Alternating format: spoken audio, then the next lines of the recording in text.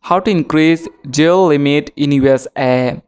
To increase your jail limit with USAA, follow these steps. Log in to your USAA online account or mobile app using your credentials.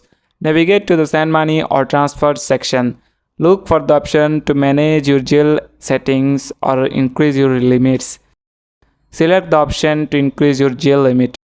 Review the current limits and any requirement or conditions for increasing them.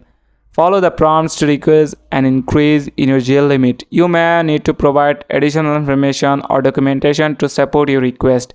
Once submitted, USAA will review your request. They may contact you for further verification. That's it. Thanks for watching the video.